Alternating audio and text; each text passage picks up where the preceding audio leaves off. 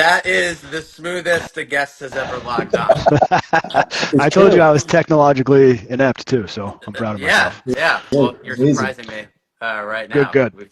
It's much better than Tony arriving 5 minutes before the live ended. Yeah. I'm already off to a better start. Oh Trying to yeah. get the lighting. There we go. There we go. That's better. 100%. What's up, man? Looking Nothing. good. Thank I you. like Appreciate it. it. You too. Yeah. What's new? You know, Spring just market. uh, just doing these lives every week, trying Good. Yeah, you to. guys are killing it. It's awesome. Yeah, yeah, yeah. For to our dozen fans, we appreciate you. It's 12 more than I have, so it's good. We love you, to, appreciate to, you. to our tens of views. Yes. Hey, you got to start somewhere. After this, you might have one more. I bet my wife will watch, so it's perfect. Love it. That's what we're Love it. talking Well, about. That's a supportive partner. That's That's right. great. Exactly. That's Yep. great. 100%. Wonderful. Mike and I were literally talking about, I think it was late last week. We were talking. So every Monday I put up like the Monday rates check, right? And Yep. we were talking about how like it's so misleading Hmm. because every situation of like Yes.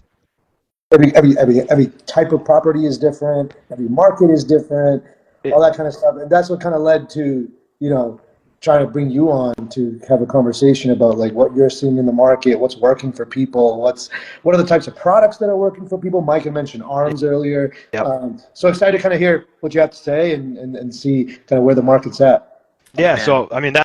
that's the question I get like every day, 50 times a day. What's my rate? Yeah. What's my rate? So, it's just there's so much that goes into it. There's credit scores, locations, down payment size, property type, debt ratios. Like there's so much that can impact that Yeah. rate.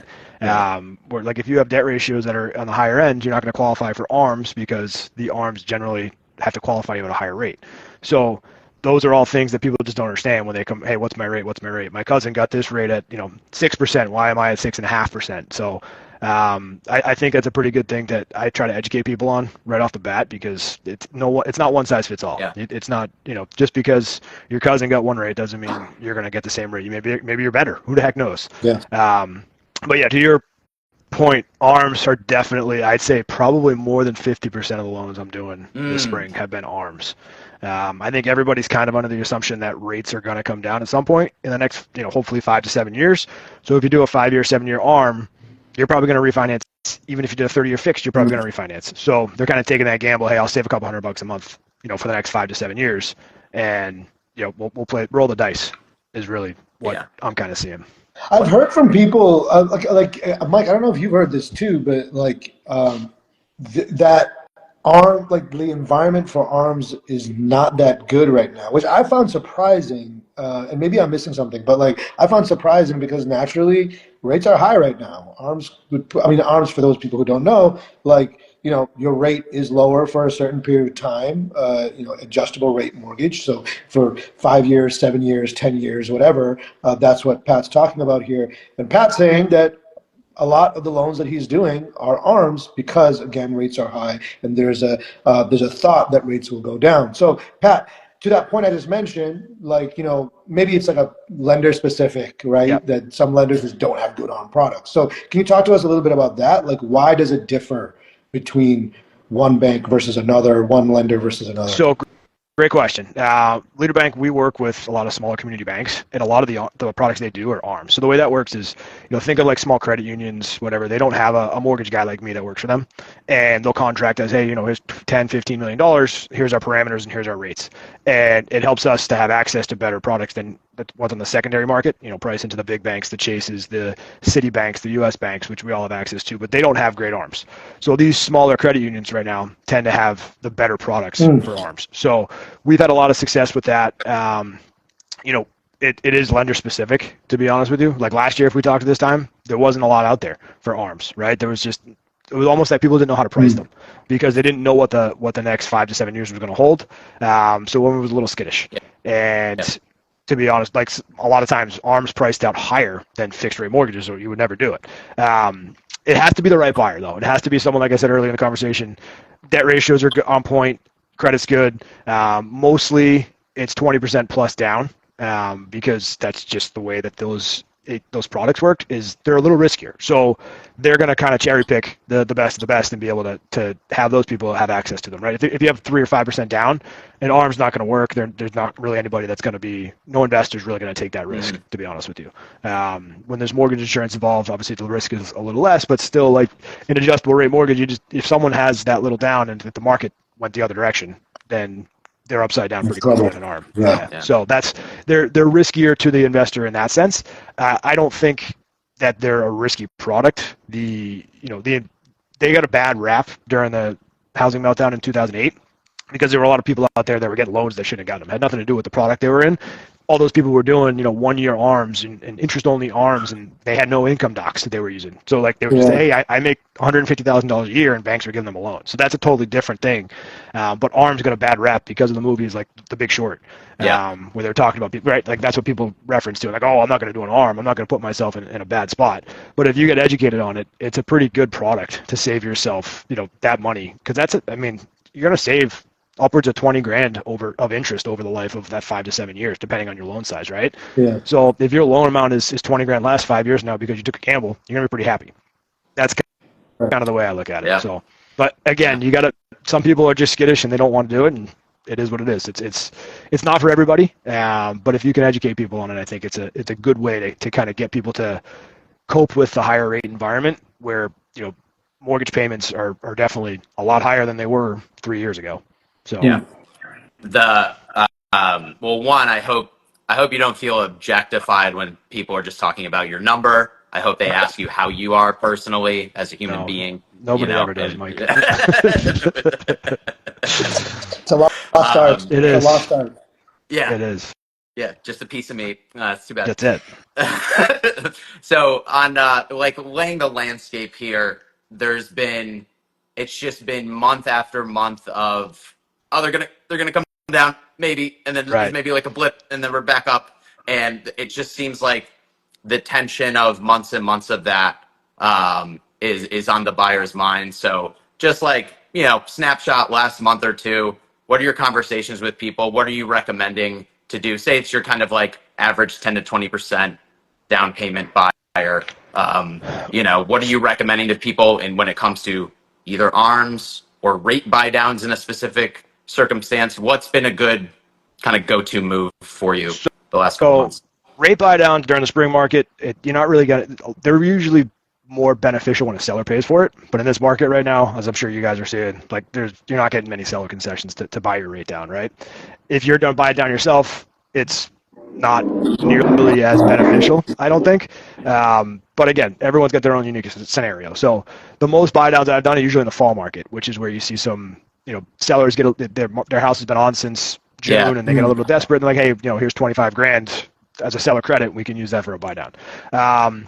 But what I'm trying to tell people is, so like last year at this time, rates were probably about an eighth of a point higher than where we're at right now, maybe a quarter point higher. And then come September last year, if you guys remember, rates took a nosedive and we got down under 6% for probably, it was literally less than 5 business days. So some of those people, if they pick up the phone, if they weren't on vacation, took advantage of that and were able to refinance, almost a full percentage point lower than they probably locked in March or April, right? Those people that missed the boat were now in tune to being like, all right, there's a lot of volatility going on out here. I just need to be prepared. So what I did with a lot of my clients who have bought at this time last year, or even into the last fall, or 2 falls ago, so like 18 months ago, was get those people prepped. Be like, hey, this is what happened. We missed the boat this time because we weren't ready. We didn't have a file set up for you. But if you get your ducks in a row and you want to kind of ride this out, we can get your file underwritten and approved for a refinance and get you essentially approved pending a rate lock. So when that volatility comes in your favor, we lock your rate and close you. So that kind of opened my eyes to how quickly this stuff, we hadn't done refinances in a few years, right? Like COVID times, it was just everything was refinancing. Sure. Everybody and their mother could refinance to under 3%, right? So those times people weren't really ready for that because it's been a couple of years. So educating people on, again, what's the strategy here? All right, just because I locked in at 6.75%, 6 months from now, if the market's at 6% and you can do it, no closing cost refi, you're going to do it. That's going to save you a ton of money and it's not going to cost you anything. So it's just prepping those people, prepping everybody that this is the worst you're going to do. When you buy a place right now in this market with a rate close to 7%, even if rates go to 8%, great, you're locked in, right? If rates come back down to 6 or under, we're going to refinance you. So you got to be comfortable with where you're at. And I think having that conversation up front, establishing budgets for both cash out of pocket at closing for your down payment, what's comfortable with you having left over. Do you want to have that emergency fund with, 20, 25 grand left in case somebody loses a job or something like that? Maybe we put a little bit less down and save that money because it's not going to impact your monthly payment. And then the other side of it is, what is that comfortable level where your monthly payment isn't stressing you out? Because if just because I can approve you up to 45%, 50% debt Right. ratios, and that's a $7,000 mortgage, doesn't mean you should be paying that or you feel comfortable paying that, because I'm approving you on pre-tax dollars and you're making the payment post-tax dollars. So what I tell people is, I don't want you cursing my name on the first of the month when you get that mortgage bill. Mhm. Pat put me in this mortgage, that Yeah. son of a gun. So what I tell them No, is really like, can't you're the win. one making this payment. You got to be comfortable with it. So just because I can get you in this loan, when that bill comes due, are you going to be comfortable making that $6,000-$7,000 a month payment? So I'm only actually they can really decide. glad you said that, because that's a common thing I talk to my Yeah. clients about when I send them off for to get a pre-approval. I tell them, like, look, the lender doesn't know your whole situation, Yep. right? Like they like, you have to be comfortable with it. They're going to approve you for as much as they Yep. can, as much as they're allowed to, but you know your situation better than anybody else, including myself. So you need to make that decision. So I'm really grateful to Yeah. you for saying that, and that's why, if you're out there listening, you need a lender like Pat, who obviously is going to be honest with you, and going to give you the real numbers, but also tell you, like, listen, this is what I can pre-approve you for, but you got to kind of like Doesn't really sit down necessarily and figure mean out you what should makes go buy $1 sense. million house. Yeah. Exactly, Yeah. exactly. So So I have a question for you. Rocket Mortgage isn't telling them that. no, they're just giving you the max No. pre-approval that you could Yeah. possibly get. So, yep. Um, I have a question for you, Pat. I mean, you kind of led off by saying, like, like, especially for arms, like there's a certain kind of like profile of a buyer that can qualify or that it makes sense for. Look, I mean, we're in Greater Boston. Property values are high. Like, you're putting 5-10% down. Your payment's going to be super Yep. high. Like, what advice would you give to somebody who doesn't have a high, it doesn't have the ability to put in 20%, doesn't have, like, parents who come from money, gift Yep. dollars, like, I've seen some of that. And because frankly, over the last, let's call it, over the last like year, most of the clients that I've had, and I hate to discourage folks, but like most of the clients I've had, in obviously we operate in Greater Boston, right? Like, most of the clients, they've had healthy down Yep. payments, right? So what advice would you give to those people who don't? Great question. So there's a lot of creative ways we could do it. So those people, like I talked about, they're more probably going to be geared towards a 30-year fixed. So if you make a certain amount of money, most of the areas around Boston, if you're a first-time buyer, the first-time buyer income limit's like 170 grand for most areas. But that doesn't mean if you make like 165 in a base salary and a $35,000 bonus, so your all-in income is 200 grand. If I can qualify you and not use that bonus, I'm going to get creative and just use your base salary. And I can sneak you into some of these first-time buyer programs, get your rate a little bit lower, get your mortgage insurance lower in that situation. So my advice to those people is talk to someone, whether it's me or anybody else who knows what they're doing, and get them set up well before you start making offers, so you can kind of understand the ins and the outs, right? I have a client right now who's in between buying in like the Attleboro area or into Rhode Island, based off where they are, right? And if once you go into Rhode Island, the limits drop tremendously lower. So he fits in the first time buyer program if he buys in the Attleboro area, but if he's in Rhode Island, the limits are like down to like 85,000 for the area median income, which is what they go off of. It's the census base for Fannie Mae. So, he's like, wait, why is my rate a half point higher if I'm buying in Rhode Island? And that's wise because, I can sneak him into this program. We know what those limits are. So my advice to your question is talk to a lender and know, what areas you're looking in, because it's going to depend on what programs you qualify for. So if you're lower, less than 20% down, those first time buyer programs are huge because they really are big time savers when it comes to rates and mortgage insurance. So I'm talking mortgage insurance is probably 50-60 bucks less a month, but that rate being almost a half point lower in some situations. Like, those first time buyer programs basically don't take your credit score into effect. They don't take your debt ratios into effect as long as they're under 50%. So as long as you have a credit score that meets whatever bank you're working with threshold, like ours, we go down to 620 on the credit score. And if your debt ratios are pushing 50%, your mortgage insurance will be through the roof if you didn't have one of these first-time buyer programs. But if you qualify for one of these programs, you can avoid doing an FHA loan. You can avoid having super high mortgage insurance, and your rate's going to be just the same as somebody putting 20% down. So it's all about knowing your products, knowing your area and your clientele and what they're looking for, and knowing what they can, have access to.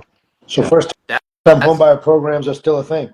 yes, they are. That's huge. There's a Nice. nation. It's all based off of the area you're buying in. So around Boston, like Essex, Middlesex, Suffolk County, as Norfolk County, they're all it's like 170 grand roughly. But there's a website. Fannie Mae has a website where you can punch in the exact address and it tells you, hey, here's the 100% area median income that you can use. Yeah. So I think there's a large swath of people that either maybe could buy right now or are thinking about it in the future. And you're talking right now of like they wouldn't know about this to plan accordingly. So what have you had people recently that maybe like, okay, they just want to, they're doing their due diligence now for future planning, or maybe they don't qualify for what they want right now and need to do it in the future. Like, how do you handle those types of clients who are a little further out? Great question. I actually tell people, the best time to start the process, even if you're not going to pull the trigger on buying a house until 12, 18 months from now, start it now, because you never know what's on your credit report too. I had a client recently who, unfortunately, his mom passed away, and he was an authorized user on her credit card. So in this situation, he didn't know he had to pay. Wasn't obligated to pay the bills. He was just an authorized user. There was like a $700 balance left, and it didn't hit his credit report for 12 months later. So his score was lower. He didn't know this until I pulled his credit for him to go put an offer in a house. Had to call the credit bureaus, get this situation squared away, and got it changed. But had it been a situation where it was like, he had time on his hands, right? He didn't get the house he was going on. We went back to work and like, hey, like call Experian, call Equifax, be like, this is an error, and they got to change and they got to correct it. But if he got that offer accepted, he would have had to close with that lower credit score, because it takes about 30 days to get that corrected. Even if they say, hey, this was our mistake, it doesn't really show until the next credit cycle. So my advice to people is get that stuff squared away. Even if you're 2 years away from buying, have your credit pulled, have your situation gone over, because you don't know what you don't know. So you really need to be educated on what you can qualify for and what you should be doing to get yourself in the best situation possible.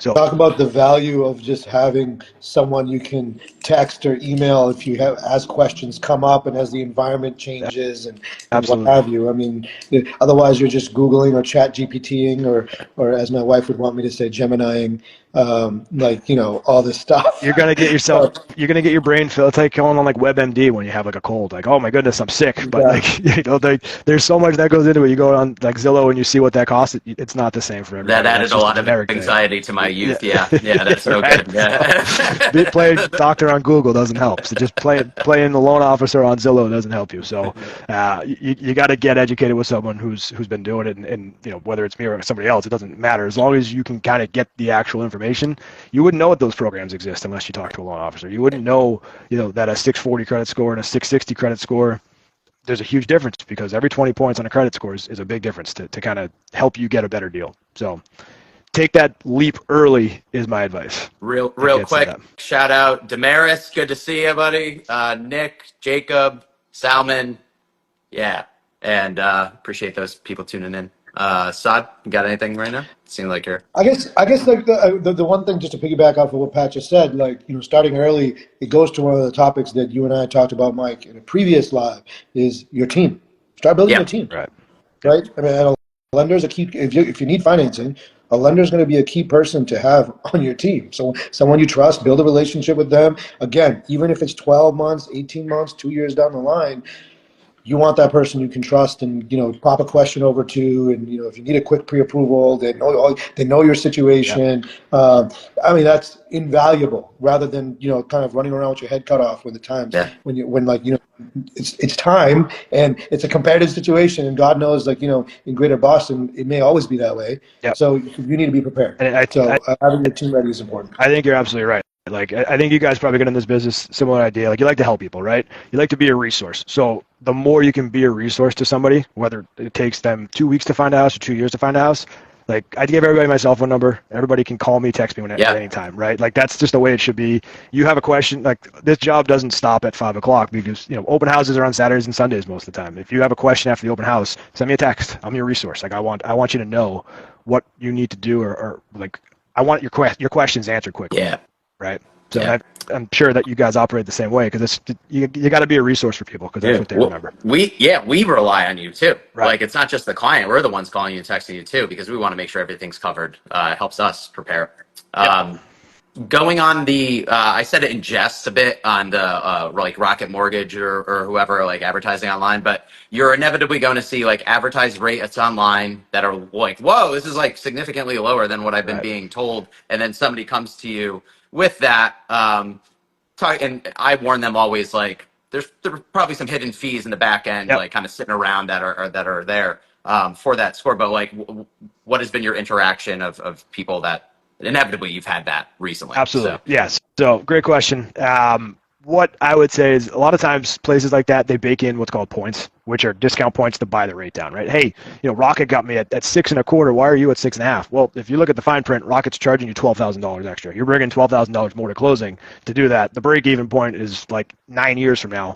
I would never recommend you do that based on the math. You're literally just throwing away, lighting it on fire. If you could refinance at any point in the next 9 years, you paid way too much money for those points. Right. So yeah, I generally don't, if you're paying an eighth of a point on a big loan to get the rate down, maybe it makes sense, but paying like a point or two, like what Rocket like kind of just makes their norm, doesn't usually make sense. yeah, I don't know if you guys have gotten in the mail, like sometimes you'll get just a Rocket mortgage, like, hey, you could refinance, at least during COVID, this happened all the time. You'd get like your house is worth this and you can refinance for the low cost of $27,000. I'm like, oh, great. I just give Rocket 27 grand to get my rate down a half point. That sounds awesome.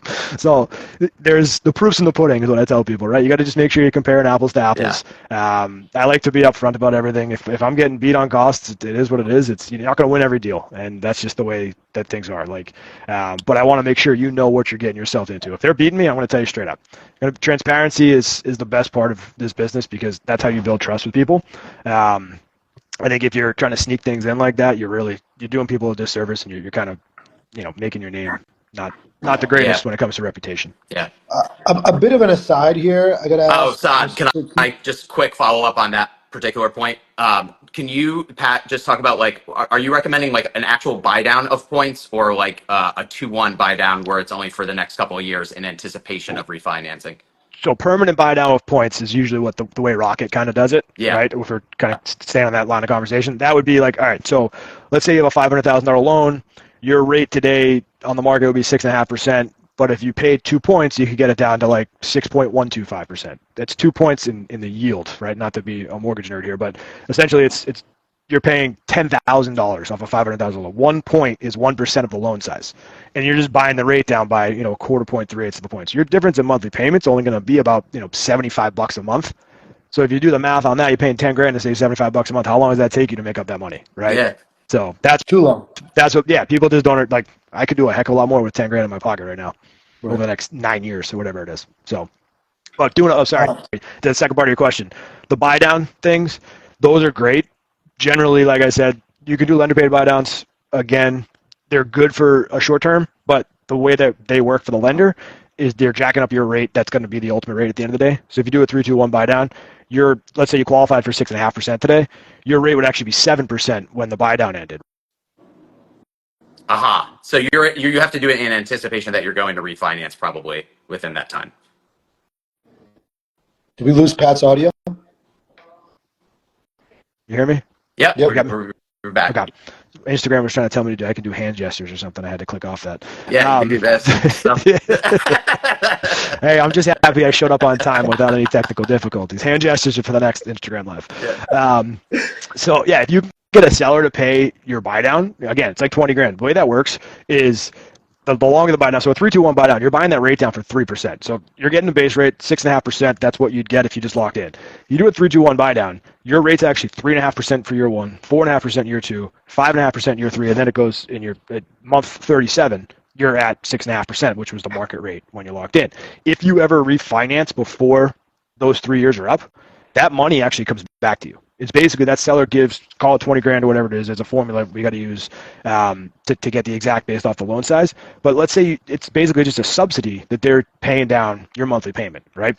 For your rate to be lower for 12 months in increments. So let's say you refinance after 15 months and there's $10,000 left in there, you get that money back. You can apply it towards your principal at the time of the refinance. You can get that cash back. So that's your money. It's used, instead of getting a seller credit, if your seller credit goes away, because you can only have so much towards closing costs and everything, right? You can use that seller credit to kind of benefit your rate situation. Awesome. So, Thank you. The question I had was, since we talked about Rocket a few times during this live, like Rocket's acquisition of Redfin, like is that does that, like, are you seeing that like have an impact on your business at all? Because I mean, so far it hasn't really impacted ours, but like at least mine.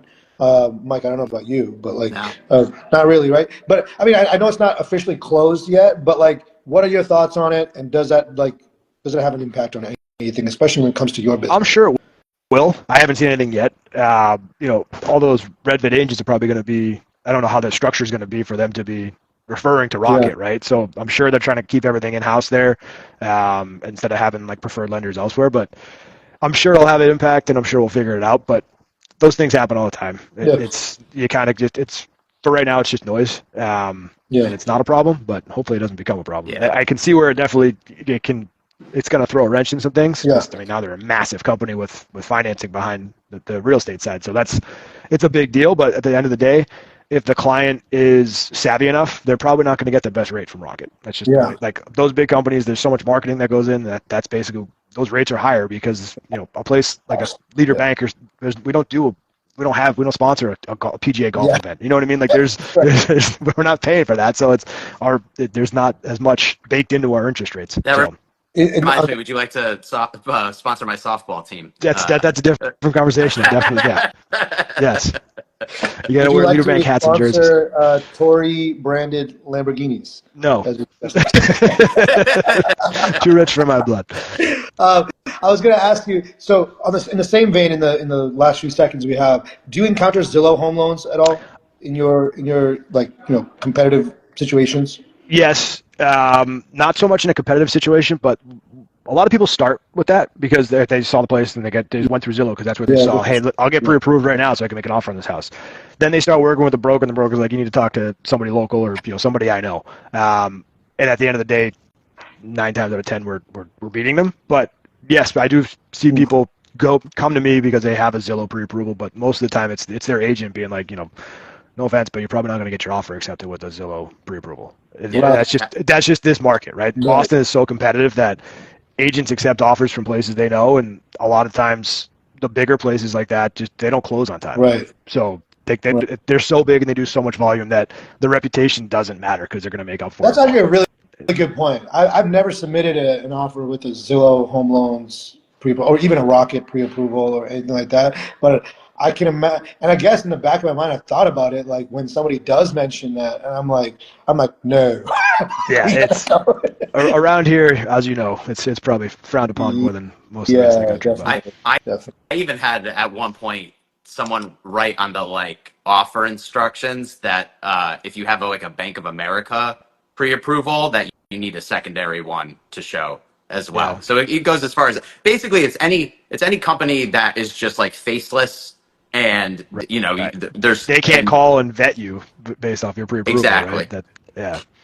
So Yeah, people, listing agents here hate Bank of right. America. And Like, that's you're just it goes absolutely back to right. they don't most of the time they don't close on time because again they No, don't it's not like it's just they're just so big right. Mhm. your phone calls go into an abyss. So Well, not to say anything bad about them. I mean, a lot of people use them, but it They is what it don't. is. Yeah. You said it, not me. I don't talk bad about my all right, well, competition. I can't we're do gonna we're gonna that. edit that out, but that's perfect time to end it today. To end it today. Love it. Thank you. All right, thanks, Pat, for joining on this mortgage No snapshot. problem, You're guys. really smooth first time on Story Time. We That's appreciate you, right. man. Because only can go downhill from here. So I appreciate you That's guys right. having me. Thank you very much. Here's hoping. Awesome, guys. All Thank right, you. that's All Pat. right. That's Todd. I'm Mike. Story Time. Until next time. See you next Bye, week. buddy. Bye Thanks, bye. guys. Thanks, Pat. Thank you.